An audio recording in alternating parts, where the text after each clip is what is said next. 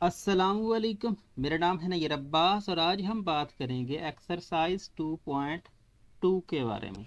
ये एक्सरसाइज बज़ाहिर तो बहुत ज़्यादा शॉर्ट है, मतलब इसमें थोड़े से क्वेश्चन हैं और एक एक लाइन के इनके आंसर्स हैं, लेकिन ये एक्सरसाइज वैसे बहुत ज़्यादा इम्पोर्टेंस की हामिल है। क्यों?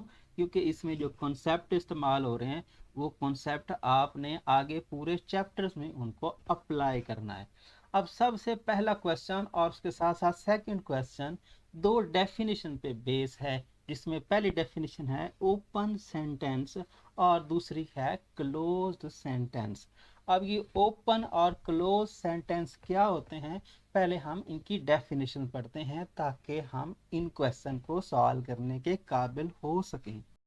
सबसे पहले अगर हम बात करें ओपन स्टेटमेंट की, तो ओपन स्टेटमेंट की डेफिनेशन ये है कि an open statement is neither true nor false until the unknown value have been replaced by a specific value।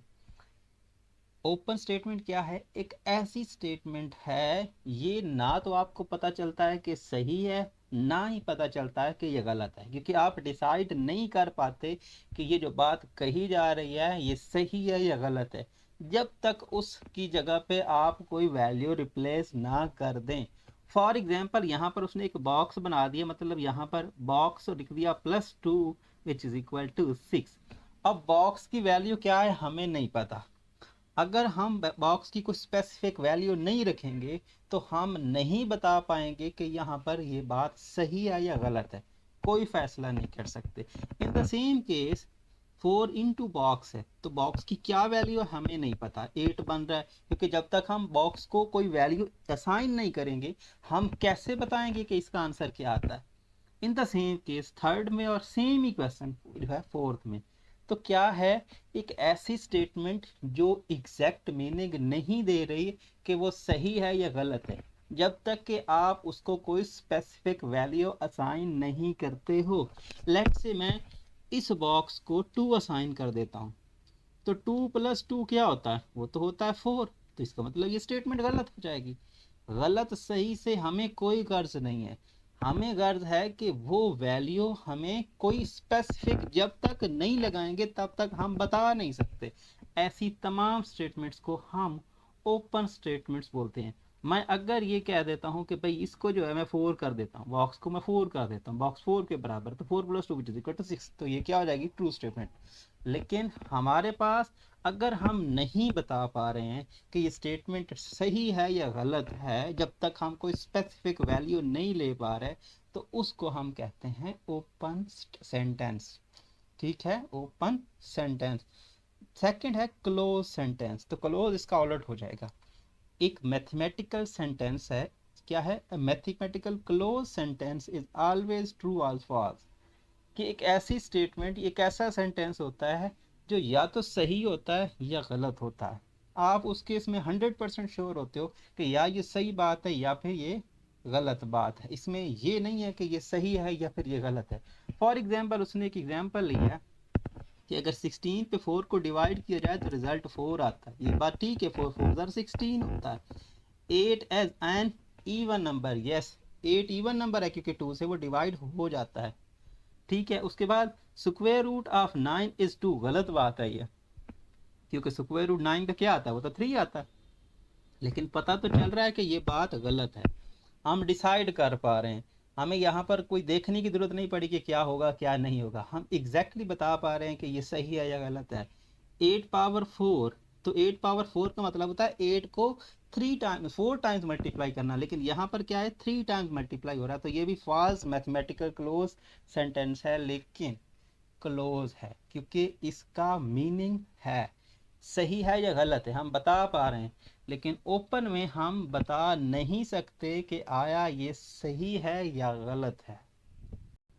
अब अगर हम बात करें अपने क्वेश्चन नंबर 1 की, तो क्वेश्चन नंबर 1 में हमें कह रहे हैं कि what number can replace this box in each of the following open sentences to make a true statement. कि अगर हम इन ओपन स्टेटमेंट्स को ट्रू स्टेटमेंट्स में या ओपन सेंटेंसेस को ट्रू सेंटेंसेस में कन्वर्ट करना चाहते हैं तो हमें ये जो बॉक्स नज़र आ रहा है इसको किस नंबर से रिप्लेस करना होगा। अब देखिए बात सीधी सी है कि 10 में आप क्या जोड़ो कि आपको 12 मिले। तो भाई 10 में 2 को ज्वाइन करने से 12 आता है, तो बॉक्स को रिप्लेस करना पड़ेगा किससे? 2 से। तो इस फर्स्ट का आंसर क्या आएगा? फर्स्ट का आंसर आएगा आपके पास कि अगर हम रिप्लेस करते हैं 2 को बॉक्स के साथ, then open sentence will become true statement. तो इतना सा आंसर इसके लिए काफ़ी है। ठीक है, इसका आंसर इतना काफ़ी है। अब नेक्स्ट की अगर हम बात करें तो नेक्स्ट में क्या सिचुएशन है? नेक्स्ट में भी कुछ ऐसा है कि 15 में आप क्या सब्ट्रैक्ट करो तो आपको मिले 12। तो 15 में आप 3 सब्ट्रैक्ट करो तो आपको मिलता है 12। तो इस केस में आप क्या लिखेंगे? इस केस में लिखेंगे कि अगर हम बॉक्स को रिप्लेस कर दें विद 3, देन क्या होगा? देन हमारे जो ओपन सेंटेंस है ये ट्रू स्टेटमेंट में कन्वर्ट हो जाएगा। अब बात कर लेते हैं अपने थर्ड पार्ट की। तो थर्ड पार्ट में क्या है कि 10 पे आप किस नंबर को डिवाइड करें रिजल्ट आपको 5 मिले। तो भाई 2 के टेबल में 5 आता है, 2 के टेबल में 5 तक अगर जाएं तो 10 आता है, तो 2 5 आर 10। तो अगर 10 पे 2 डिवाइड करें तो हमें 5 रिजल्ट मिलता है। तो इसका मतलब ये हुआ कि इस केस में हमें किससे रिप्लेस करना पड़ेगा? इस बार फिर हमें 2 से ही रिप्लेस करना पड़ेगा। तो हम क्या लिखेंगे कि if we replace box with 2 then open sentence will becomes true statement। इतना काफ़ी है।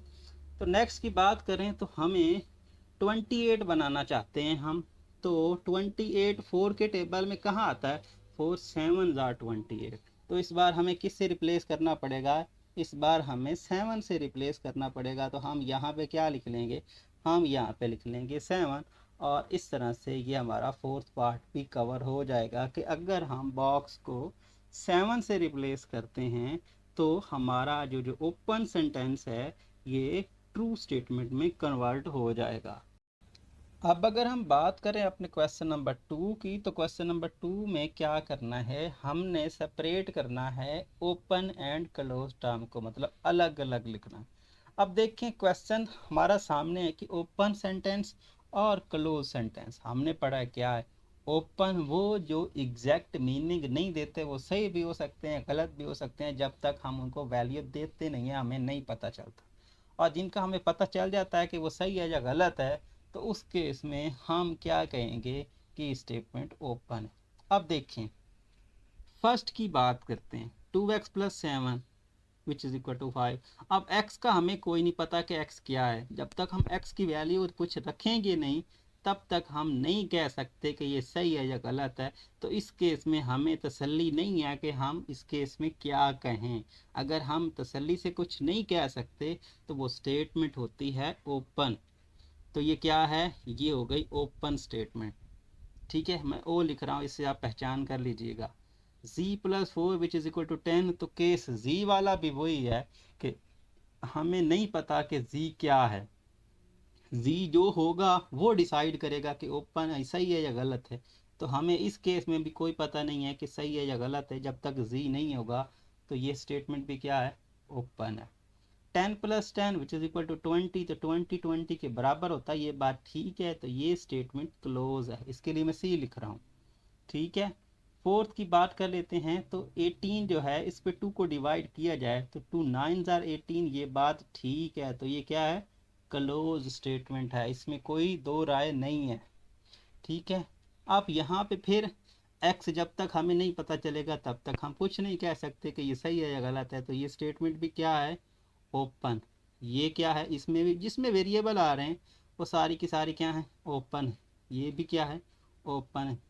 9 पे 3 को डिवाइड किया जाए 3 आता है, तो ये बात क्या है? सही है, ये क्लोज्ड है। ठीक है, अब ये फिर क्या है? ओपन है। तो इसमें सिर्फ क्या है? 3 स्टेटमेंट्स जिसमें सिर्फ नंबर थे, वेरिएबल्स नहीं थे, वो क्या हैं? वो आपके पास क्लोज हैं, क्योंकि वो एग्जैक्टली सही हैं। गलत भी होती तब भी हम कहते हैं कि ये क्लोज है, क्योंकि गलत है तो पता तो चल रहा है कि गलत है, सही है तो तब भी पता चल रहा है कि ये सही है।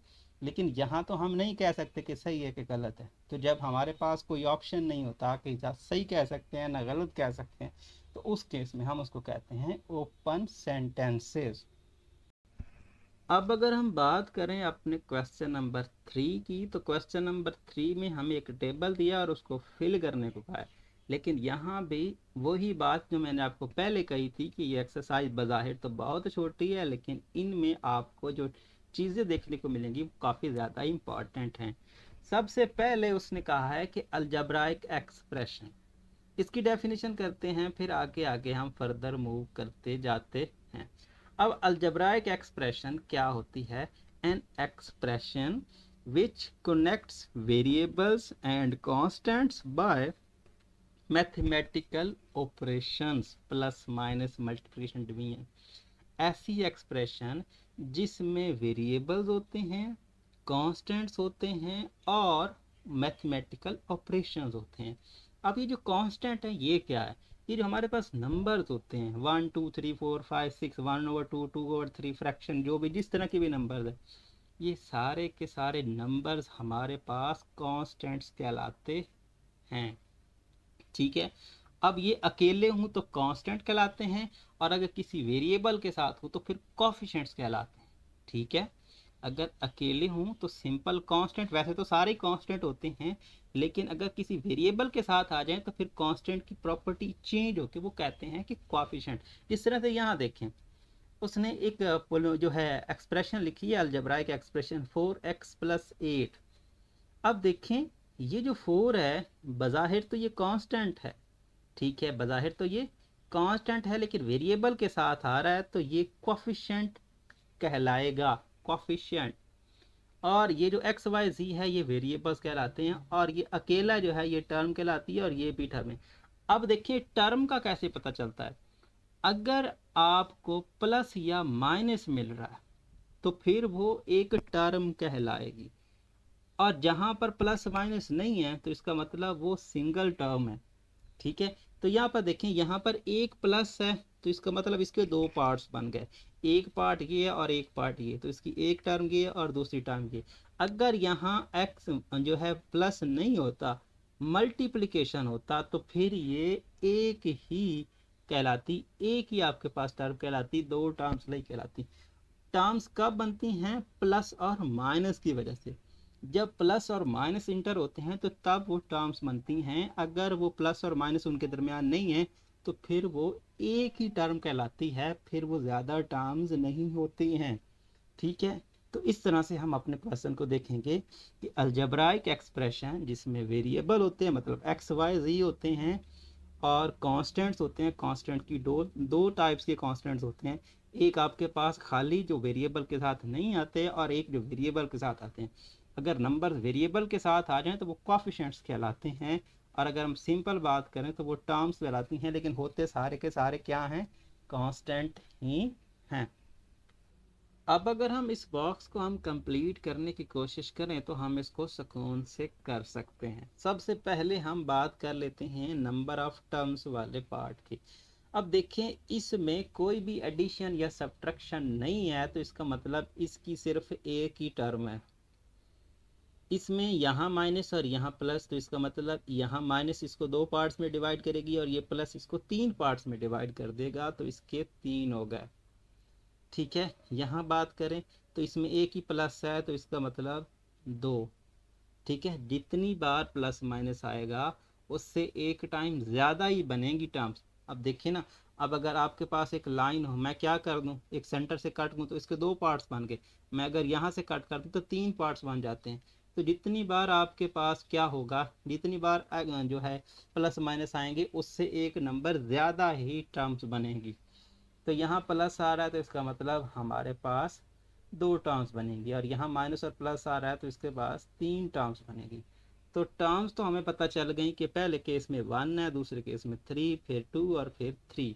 वेरिएबल्स तो पहले केस में x और y हैं, दूसरे केस में फिर x और y हैं, तीसरे केस में x भी है, y भी है, z भी है, और यहाँ पर लास्ट केस में x और y हैं। तो ये तो हो गए हमारे पास वेरिएबल। अब रह गए कांस्टेंट। कांस्टेंट, जिस तरह से मैंने कहा कि कांस्टेंट के दो पार्ट्स होते हैं, एक कोएफिशिएंट और एक सिंपल कांस्टेंट, जो किसी वेरिएबल के साथ नहीं आते। अब इसकी बात करूं तो यहाँ पर कोई नंबर भी नहीं है, तो इनबिल्ट अगर नहीं है तो हम इसको ज़ीरो लिख सकते हैं। तो जिसका जिसका जिसका भी कांस्टेंट टर्म नहीं होती है उसको हम ज़ीरो कहते हैं। तो इसका कांस्टेंट क्या है? ज़ीरो है, ठीक है ना। इसका कांस्टेंट क्या है जो वेरिएबल्स के साथ नहीं आ रहा? वो 8 है। और यहाँ पे क्या है? 20। और यहाँ पे क्या है? 16। अब अगर कोएफिशिएंट्स पूछता तो कोएफिशिएंट थे 4, 4, -2, 2, 1 और -2। लेकिन हमें सिर्फ कांस्टेंट पूछा है, तो सिंपल कांस्टेंट का मतलब है कांस्टेंट टर्म। तो कांस्टेंट टर्म हमारे पास 0 है, 8 है, 20 है और 16 है। अब अगर हम बात करें अपने क्वेश्चन नंबर 4 की, तो क्वेश्चन नंबर 4 में आपको कह रहे हैं कि आपको लाइक और अनलाइक टर्म्स को अलहदा करना है। अब सबसे पहले तो हमें जानना होगा कि ये लाइक टर्म्स क्या होती हैं, अनलाइक टर्म्स क्या होती हैं। अब देखें, अगर हमारे पास एक अलजेब्राइक एक्सप्रेशन होती है, उसमें अगर हम जो वेरिएबल्स ले रहे हैं, वेरिएबल्स की पावर सेम है, वेरिएबल भी सेम है और पावर भी सेम है। आपके पास टर्म्स होती हैं ना, जिस तरह से हमने बात की है कि आपके पास एक जो होती है अलजेब्राइक एक्सप्रेशन होती है, उसमें टर्म्स होती हैं। अगर वो जो टर्म्स हैं उनके वेरिएबल सेम है और वेरिएबल सेम होने के साथ साथ उनकी पावर सेम है, तो वो आपस में लाइक टर्म्स कहलाती हैं। डेफिनेशन क्या है? The algebraic term that contain same variable, मतलब एक जैसे वेरिएबल और सेम पावर, वैसी ही पावर जिन जैसे वेरिएबल्स हैं, दोनों की पावर भी सेम और वेरिएबल भी सेम हो, तो उनको हम लाइक टर्म्स बोलते हैं। फॉर एग्जांपल, इसकी दो टर्म्स हैं, क्योंकि प्लस आ रहा है बीच में, दो टर्म्स बन गई और दोनों में क्या है? एक्स वेरिएबल है और दोनों एक्स की पावर 1 1 है, तो इसका मतलब ये दोनों लाइक टर्म्स। यहाँ पर बात करें, इस ये क्या है? ये भी एक एक्सप्रेशन है जिसकी तीन टर्म्स हैं, 7x², 2x² और 10x²। इसकी भी x², इसकी भी x², इसकी भी x²। तो क्या है? पावर सेम, वेरिएबल सेम, तो क्या ये आपके पास हो गई लाइक टर्म। अब बात कर लेते हैं अनलाइक की। तो अनलाइक इनमें से उलट कर लो कि the algebraic term that contain different variables with same power, different variable power same, और सेम वेरिएबल डिफरेंट पावर। ठीक है ना। अभी जो बात की है दोनों सेम सेम होंगे तो लाइक, अगर दोनों में से कोई एक डिफरेंट होगा तो क्या होगा? अनलाइक। फॉर एग्जांपल, यहाँ पर उसने बात की है 3x 4y और z, इसकी तीन टर्म्स हैं, ठीक है, 3x 4y और z, क्योंकि वेरिएबल तीनों के डिफरेंट हैं तो ये तीनों अनलाइक कहलाएंगे। In the same case 7x 8x² और 5, ये तीनों टर्म्स अनलाइक हैं, कोई भी लाइक नहीं है, क्योंकि पावर सेम नहीं है, वेरिएबल सेम नहीं है, पावर सेम नहीं है। अब अगर हम बात करें अपने फर्स्ट की, तो इसकी लाइक टर्म्स लिखते हैं। देखिए 7x², इसकी टर्म्स कितनी है? एक ये वाली, एक ये वाली, एक ये वाली और एक ये वाली। तो इसके x² है, ये x² है, तो इसका मतलब इसकी लाइक टर्म्स बनती हैं 3x², 9x²। और अनलाइक बाकी जो बचती हैं वो अनलाइक हैं, तो 4xy, 7। बस इतना ही काम है। इन द सेम केस इसकी टर्म्स बनती हैं चार, चार टर्म्स में से x²y, x²y वाली कोई नहीं है, यहाँ पर x² वाली y यस है। ये देखें, ये x²y है, ये y x² है, बात एक ही है, क्योंकि हम जानते हैं कि x²y बराबर होता है y(x²) के।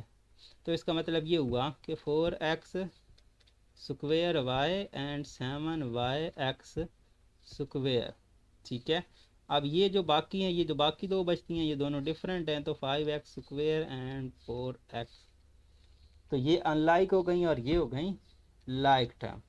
तो in the same case third की बात कर लेते हैं और फोर्थ की भी बात कर ही लेते हैं। अब थर्ड में क्या है? x², तो इन दोनों का सेम है, तो क्या हो गया? 2x², 9x²। और इसकी अनलाइक टर्म्स बाकी दोनों बच गई अनलाइक, सो 8y, क्योंकि ये xy वेरिएबल के साथ है और ये सिंपल y के साथ है। अब ये और ये, क्योंकि x², तो 3/2 x² और 9/2 x², और ये हो गया 8 और ये हो गया 4x। अब हम बात कर लेते हैं अपने क्वेश्चन नंबर 5 की। तो क्वेश्चन नंबर 5 में भी सिचुएशन वही है कि आपने बताना है कि भाई इक्वेशन इनमें से कौन से हैं और इनइक्वालिटीज कौन थी। तो फिर वही बात कि भाई हर एक क्वेश्चन एक डिफरेंट रंग लेकर आया है, एक डिफरेंट चीज़ आपसे पूछ रहा है। अब इक्वेशन और इनइक्वालिटीज में फ़र्क क्या होता है? इक्वेशंस वो होती हैं जिनमें इक्वल का सिंबल आता है, ठीक है, वो एक्सप्रेशन जिसमें इक्वल का सिंबल आता है। When two algebraic expression are connected by equality sign, जब आपके पास दो अलजेब्राइक एक्सप्रेशन के दरमियान इक्वल आता है तो फिर वो इक्वेशन बनती है। और अगर इक्वल की बजाय ये वाले सिंबल ग्रेटर लेस और greater than and equal to और less than and equal to वाले सिंबल आते हैं तो फिर वो इनइक्वालिटी बनती है। अब देखें, जिनके दरमियान ये वाली सिंबल्स होंगी वो इनइक्वालिटीज कहलाएंगी, और जिनके दरमियान ये इक्वल मतलब बराबर वाला सिंबल होगा वो इक्वेशन कहलाएगी। ठीक है, तो इसका मतलब ये क्या है? इनइक्वालिटी। ठीक है, यहाँ पर ये क्या है? इनइक्वालिटी। ये क्या है? इनइक्वालिटी। ये क्या है? इनइक्वालिटी। और ये क्या है? इनइक्वालिटी। ठीक है, ये आपके पास फर्स्ट, सेकंड और ये फोर्थ और ये सिक्स, ये सारे इनइक्वालिटीज हैं। ये थर्ड वाली और फिफ्थ वाली इक्वेशन है, क्योंकि यहाँ पर बराबर का सिंबल आ रहा है। तो ये दोनों हो गए इक्वेशन। ठीक है, ये आपके पास क्या हो गए? ये दोनों हो गए इक्वेशंस। और बाकी दोनों क्या हो गई? इन इक्वालिटीज़। तो इस तरह से आपकी ये एक्सरसाइज जो है वो एंड होती है। उम्मीद करता हूँ ये वीडियो आपको पसंद आएगा। अगर आपको ये वीडियो पसंद आता है इस वीडियो को अपने दोस्तों के साथ, क्लास वालों के साथ ज़रूर शेयर करें। Thanks for watching. अल्लाह हाफिज़।